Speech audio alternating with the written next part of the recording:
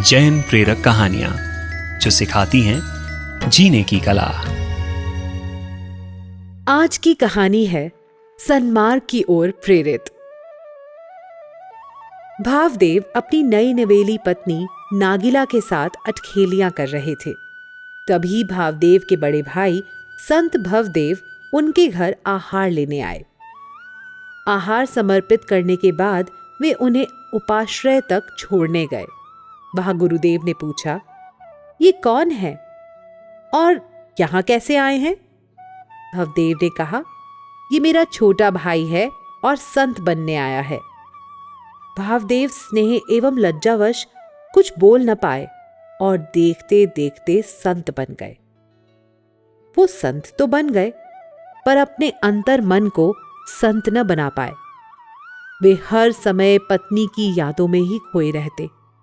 कुछ समय बाद भवदेव काल धर्म को प्राप्त हो गए। भावदेव को भ्रातृत्व प्रेम और लज्जा से उन्मुक्त होने का अवसर मिल गया। वे आचार्य को बिना बताए ही घर की ओर चल पड़े। अपने गांव पहुंचकर उन्होंने एक महिला से पूछा, भद्रे, क्या तुम नागिला को जानती हो? संयोग से वो नागिला ही निकली। नागिला तो भावदेव को पहचान गई, पर भावदेव नागिला को न पहचान पाए। अपनी पहचान छिपाते हुए वो बोली, संत प्रवर, मैं नागिला को जानती हूं, पर आपको उससे क्या काम है? भावदेव ने कहा, वो मेरी पत्नी थी। मैं उसे ऐसे ही छोड़कर संत बन गया था। पता नहीं मेरे विरह के कारण वो किस हालत में होगी। मैं उसे वापस पाने आया हूं। ये सुनना था कि नागिला तो हक्की बक्की रह गई। उसे लगा, अब अगर मैं धर्म में दृढ़ न रही तो मेरे पति का पतन हो जाएगा। हिम्मत बटोर कर उसने कहा, मैं ही नागिला हूं। मैं तो आपको भगवान तुल्य मानकर हमेशा आपकी पूजा करती रही हूं।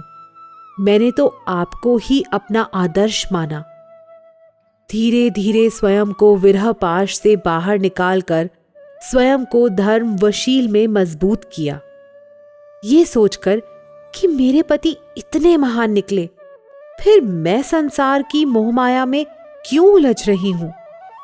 और आपकी इतनी गिरी हुई मनोदशा, धिक्कार है ऐसी मनोदशा को।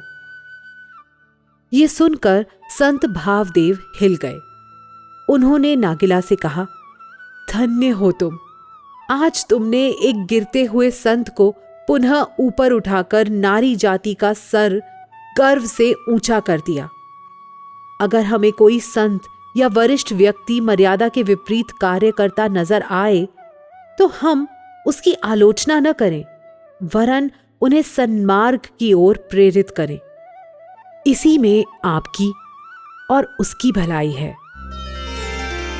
परमात्मा की आज्ञा के विरुद्ध कुछ भी कहा हो तो मिच्छामि दुक्कडम। जैनम जयतु शासनम। और जैन प्रेरक कहानियां सुनने के लिए जुड़े रहिए पार्श्वनाथ मीडिया के साथ।